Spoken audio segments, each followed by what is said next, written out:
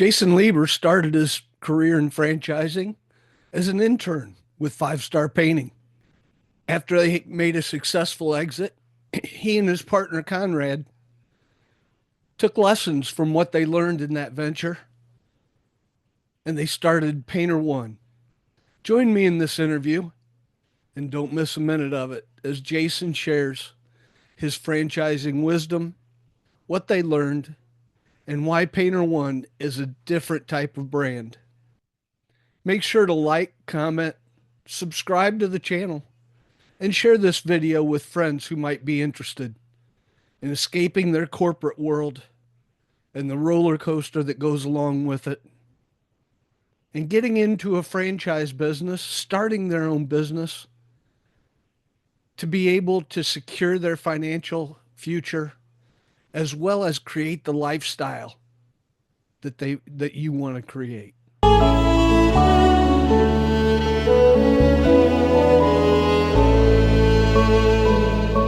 Welcome to this episode of the Successful Franchisee's Beautiful View.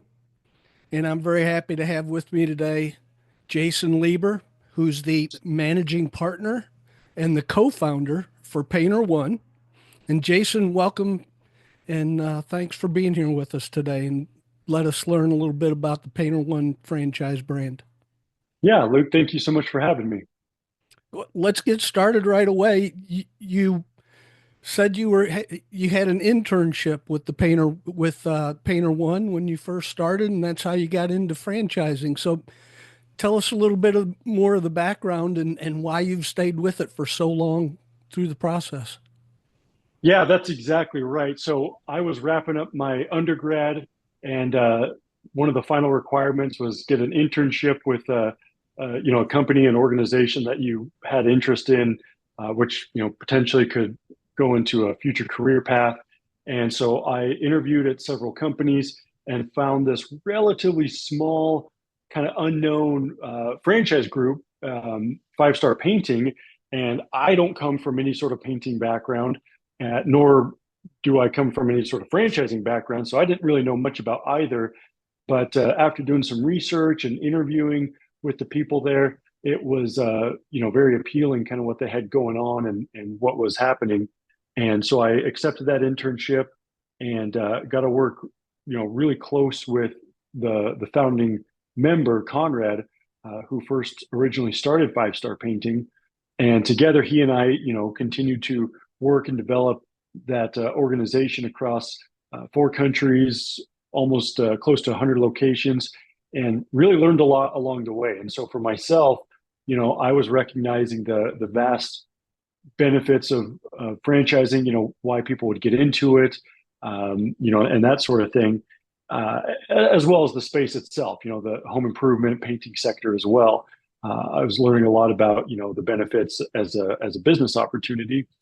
And so fast forward several years, we ended up getting acquired by the Neighborly Group. At the time, it was Dwyer still, but the Neighborly organization.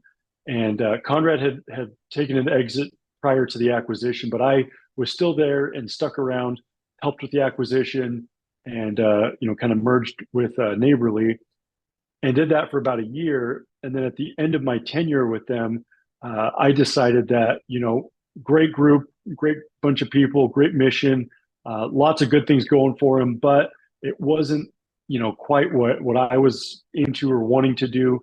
I sort of missed the old days, as I tend to say, and missed that kind of tight knit, close family feel that we once had. And so I basically rekindled with Conrad, and he and I sat down and said, "Hey, we know this concept. We've got lots of feedback and input from owners throughout the years during our time at Five Star on ways to improve this concept, systems, processes, all of that. Why don't we create something that does just that? It kind of enhances the ownership experience and does things better." And so that's how and why we started Painter1 franchise. And that was about 9 years ago now that we started. And we've been kind of growing slow and steady and implementing our various lessons learned into the system. And we've created something that we truly love and enjoy. And so for myself, I have taken on the role primarily of franchise development. And so I have been the one to work with people such as yourself, Luke, on identifying and finding quality candidates, bringing new owners into the franchise system, and that sort of thing. And I've really enjoyed that. Again, I've got what I would call a passion for franchising now. I love franchising in general. I think it's a great way to get into business and to be a business owner. And our space as well, home improvement painting is a excellent one to be a part of. And so it's been great for me over the years developing this Painter1 franchise system, and that more or less brings us up to current day. Well, let's talk about the Painter1 franchise partners a little bit. And what are the key attributes for the successful folks that are working with you? Yeah, that's a great question. So one thing I'll say first off that is not a key attribute or attributes is we do not look for people who do have industry background or experience. That's kind of one of the big misnomers I would say is, people assume, well, do I need to know painting? Do I need to have that experience? Or kind of the opposite. I've been in this business before. Or I know, I've had exposure to this. That's not really, important. We really don't need or want people that have been in this space before, because those who are truly successful, that's not where their focus lies on the painting itself, rather, the business side of it. And that's really where true success comes from. And so what we are looking for, to answer your question, are people with, business acumen in, analytics, being able to understand, review, analyze, business KPIs, your key performance indicators, your ROIs, your returns on your investment, marketing spends, budgets, P&Ls. If these types of things are things that a person is, affluent in or comfortable with, or even better, fully, enjoys or really gets into, that is fantastic, because those types of qualities are what really make a great franchise partner. Sales, marketing, that's all great as well. Again, it's the business side of this that really drives the successful owner. And so the workers that our owners hire, that they bring on, they're focused on doing the work. They're doing the painting, they're getting the materials, they're doing all that. And so for the owners, you really don't need to worry about that side of the business. It's again the analytical numbers side, if you will, that if you can grasp that, if you can really have a passion, if you will, for that, then you will find success with the Painter1 franchise. And what have you learned from the owners that you brought into Painter1 over the last 9 years compared with, say, your five-star experience? Yeah, and that's a great question. So this is one of the areas that Conrad and I specifically wanted to be, better at, or better about. I still to this day get the comment when I speak with franchise prospects that, on that very first call, oh wow, I'm talking to one of the founders.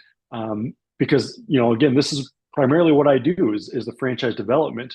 And my response is always that, we really do not, we're not into the idea of hiring an outside firm or other group to sell franchises for us. We want to be a lot more kind of in control of that part of our business. And so that's something that's been very different for us. Granted, it doesn't allow us to maybe grow as quickly as other organizations. We don't necessarily bring on 10 new owners every month or something like that, but it allows us to be a lot more selective in who we bring on. And so as a result, we've got a much higher quality group of tight-knit owners, as I had mentioned before, kind of what we were always wanting within our Painter1 franchise system, that makes it really a truly enjoyable atmosphere to be with, to be around.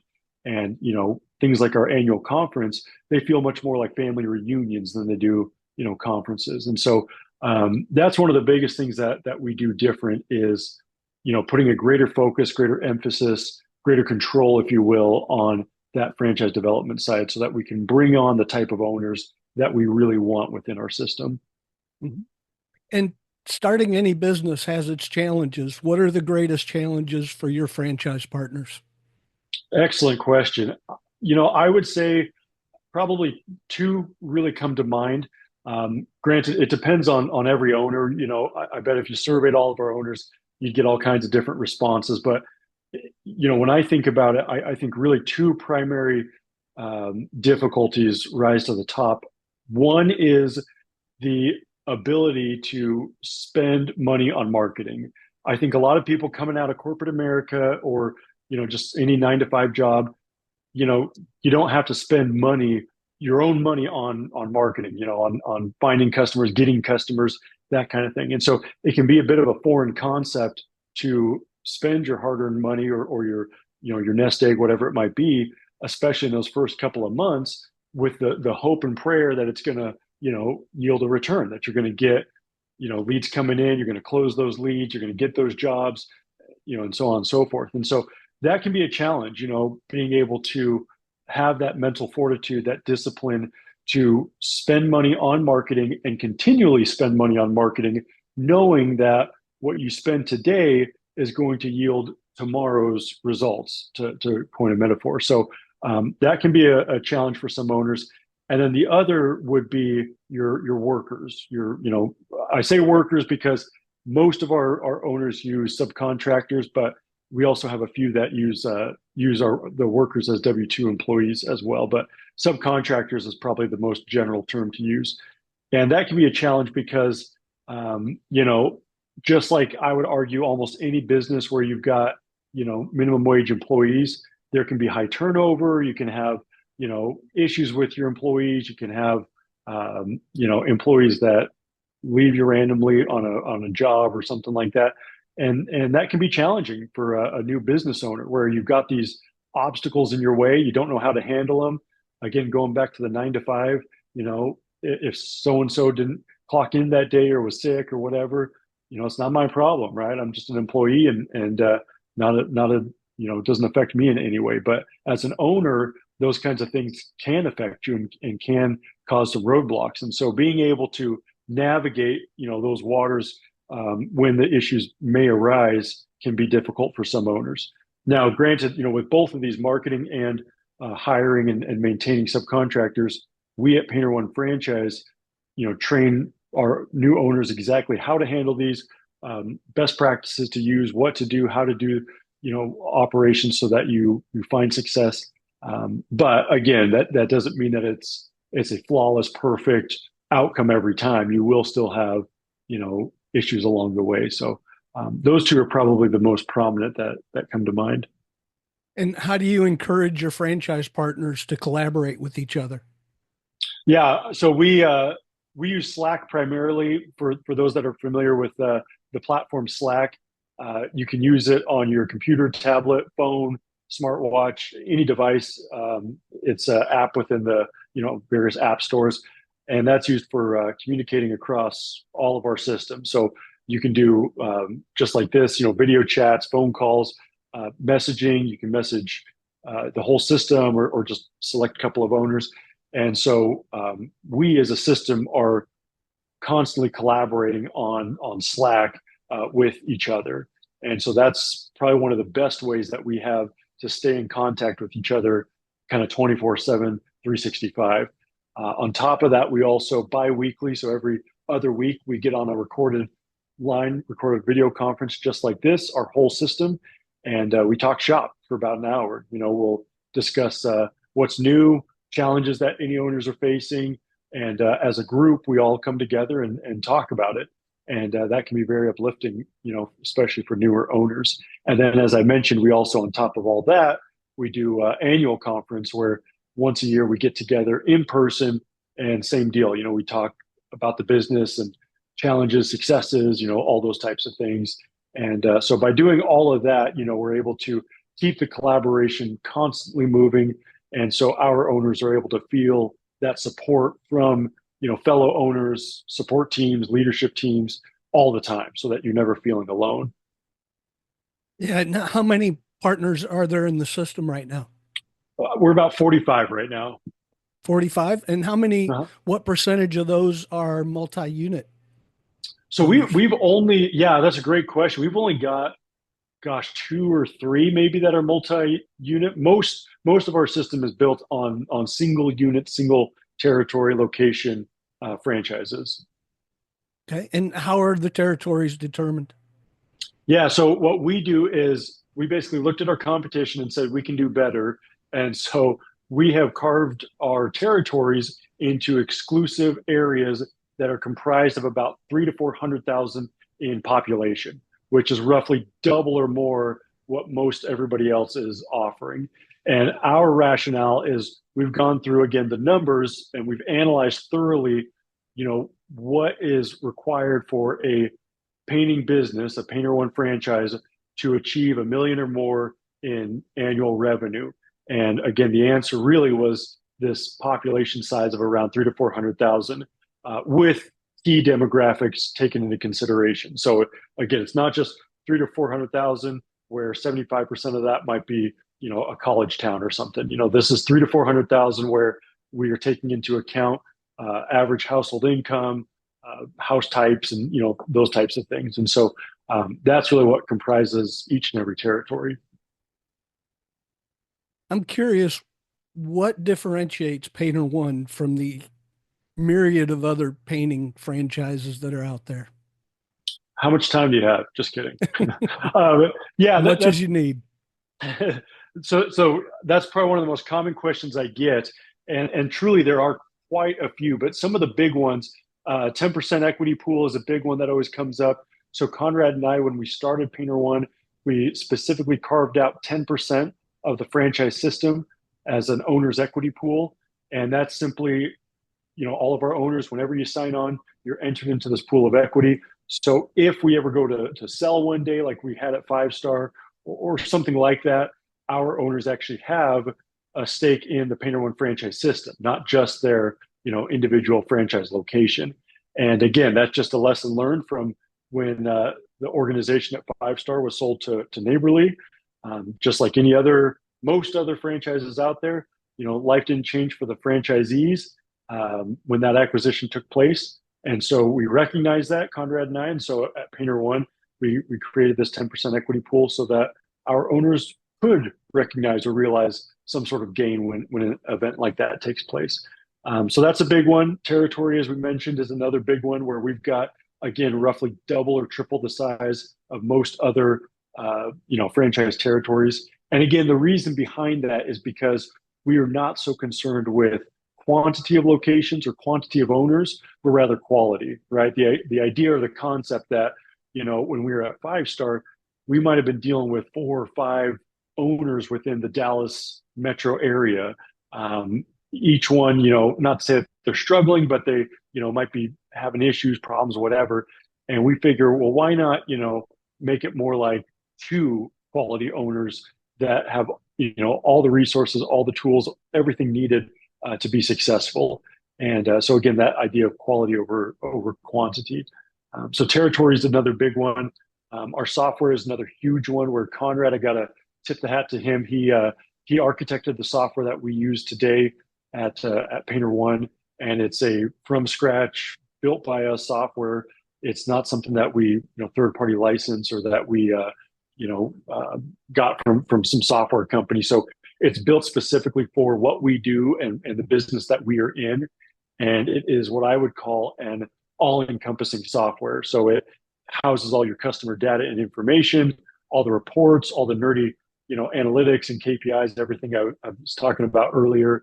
And it does a lot of automations and things as well within the sales process. And then, of course, all of your estimating modules. So again, kind of a all-encompassing software that we don't charge anything for to our owners. It's just part of being part of the system. So that's another huge advantage and something that's very unique to us. And then probably final big one would be our leadership and support teams. Again, Conrad and I kind of looking at the world around us, recognize that a lot of these franchise systems would hire outside people to come in and, support or train their owners. And the biggest problem, of course, was, most of this hired help had never run a painting business before, let alone the business that we're in. with Painter1. And so we kind of flipped that on its head. And so our COO today, Rick Dennis, he was a franchise owner of ours, started about maybe 3 or 4 years ago now in Columbus, Ohio, was very successful very quickly, came from corporate America, has a lot of, executive leadership uh, background and experience. And so we ended up hiring him now as our COO. Same story, more or less, with our brand president, Gene Harris, out of Indianapolis. And more or less, the list goes on and on. So our support and leadership teams are made up of owners themselves. So it's really, truly owners helping owners. And so when you call up and you've got a problem, a question, an issue, it's not some lemming that has never run a business themselves before. Rather, it's a seasoned owner that's gone through the same thing that you've gone through, walked in your shoes once upon a time, and that sort of thing.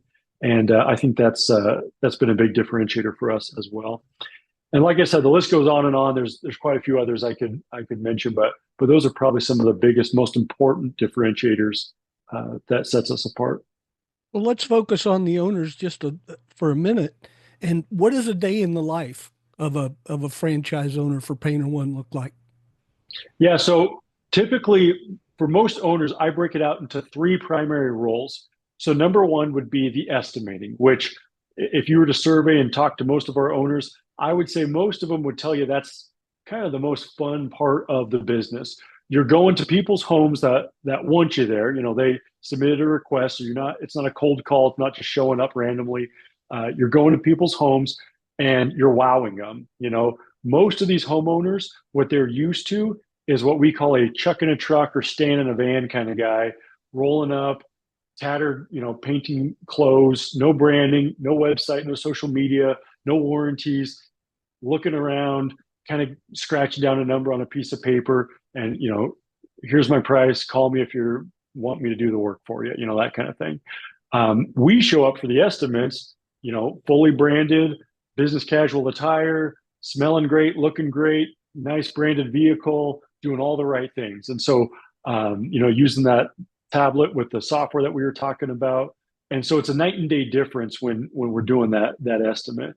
And so that part of the role as an owner can be, again, really enjoyable to do. So that's kind of number one. Number two is project management, which pretty self-explanatory. Again, as you grow and scale as an owner, you might have multiple projects running simultaneously. So making sure that you're able to, manage all your projects, making sure everything's getting done on time in the way that it should, is going to be an important role as well.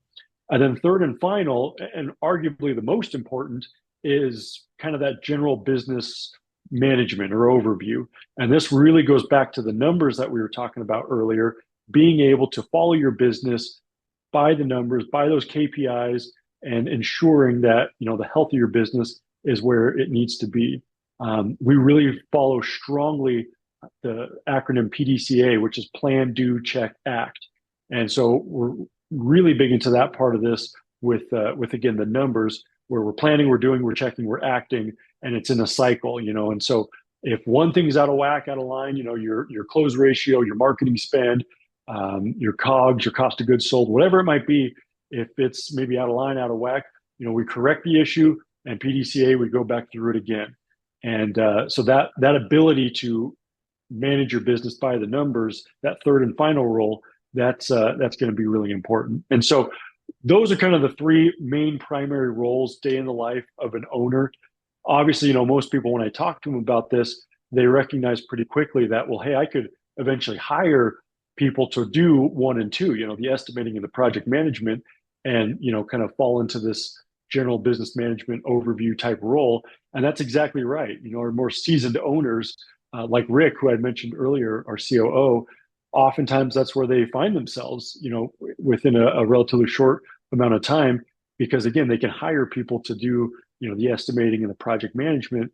And so they can just focus on, running the business by the numbers like we've talked about. And so in all that, marketing, bookkeeping, all these other things is handled for you by us, by the franchise system. And so we've got a marketing team that does a lot of the lead generation, website, social media, all of that.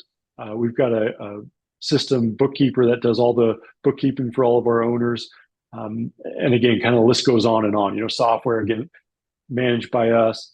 And so really it's those three primary roles that most owners are focused on in terms of their, kind of day in the life. Hmm. And I'm curious because small businesses like franchise partners are all about community. How do Mhm. you encourage your franchise partners to give back to their community other than having beautiful homes and businesses that they've painted? Yeah, and I'm glad you brought that up because that is one of the kind of side benefits of what we do is, not to bash on anyone, but unlike, maybe a plumbing or restoration or something where you're typically, you know, alleviating a problem, something bad has happened, your basement's flooded, whatever, and you're just here to kind of clean up, kind of thing. For us, it's joy all the way through, right? So it's, somebody's getting ready to sell their home, or they're looking to do a refresh or whatever it might be, and it's rainbows and unicorns at the end when it's a brand new coat of paint. It looks great, feels great. You always get that comment, "Oh, it feels like a brand new home," and so that's always wonderful to hear and to experience. And so, as you mentioned, community wise, it's great to have that pride in what we're doing with where you're really kind of revitalizing the community. The more homes, businesses that you're painting, the more fresh look and appeal that you're giving to any area that you're in, and so that's great. We also encourage owners, and a lot of our owners do this. Do any sort of charitable acts or sponsorships or anything like that. So whenever there's high school sports teams or whatever, we'll do a lot of sponsorships and that sort of thing to help out within our communities that way. And so we're always collaborating, as a system with our owners on ways that they can give back and help with our communities. Networking is a huge one, working with other like-minded business owners that might be in other sectors and helping them grow and helping get the best out of their businesses and best practices and that sort of thing. Yeah, and how, tell me about the collaboration with BAI and how working with consultants has helped Painter One and their franchise partners. Yeah. So again, my role as franchise developer, I recognized pretty early on. Again, we've been at this 9 years now, so years 1 through 3, we kind of went through this process where we tested various vehicles, if you will, for how to find and bring on quality franchise partners.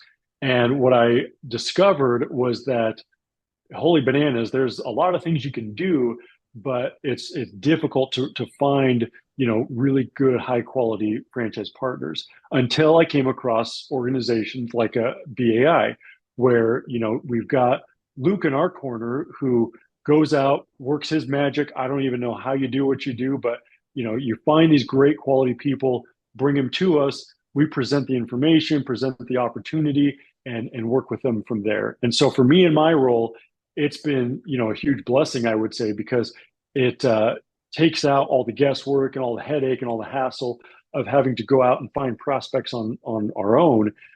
Rather, we work with BAI and BAI consultants like yourself to really bring us the quality ones, and we take it from there, work with them, and bring them into the fold if it works and if it makes sense. And so it's a great symbiotic relationship in that regard.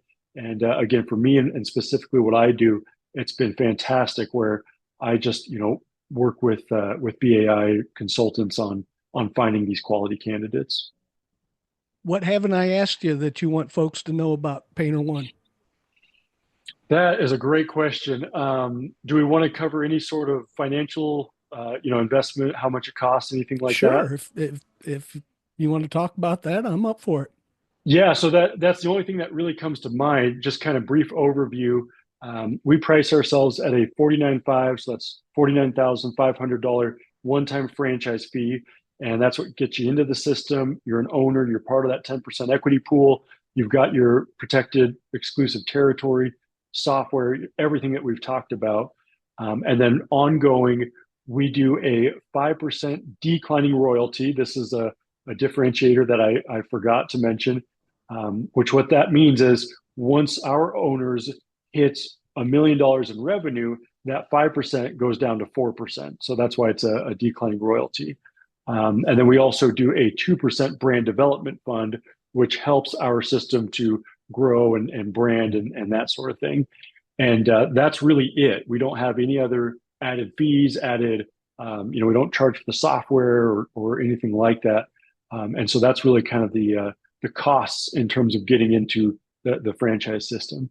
And so all in initial investment, I've surveyed a lot of our owners to get kind of a rough average is really, less than 100,000. I would say it's typically in the range of mid 70s to mid 80s roughly, in terms of the all in initial investment. And that gets you into a great business with great room to grow and can do a lot of wonderful things. So more or less, that's kind of what it takes to be a part of a Painter1 franchise. And again, we try to make things as clear and transparent as possible. We don't fluff things around or sugarcoat anything. And so that's kind of what we're looking at in terms of the financials. And since we're talking financials, do you publish your item 19 in the We do. FDD? What does that Yeah, look great like? question. Yeah, really, really good. So we do the averages. We took the average revenues for all the locations, and so we kind of laid it all out there month by month, so that anybody can go in there and look at what our owners are actually doing, what they're pulling in, and that kind of thing. And then during the validation phase, when prospective owners can talk with real owners, they can actually see their numbers and talk with them on, okay, now what's the breakdown on what that looks like? How much did you actually earn? How much did you spend on XYZ and that kind of thing? So again, we make it really transparent that way. Outstanding. Jason, thank you so much for joining me. I know I appreciate it, and those on my YouTube channel and LinkedIn, other social media do too. So Thank again, you. thanks a lot and best of luck for you and Conrad and all your Painter1 franchise partners. Thank you so much, Luke. I really appreciate it. Thank you all for watching this episode of the Successful Franchisee's Beautiful View. Stay safe and win every day.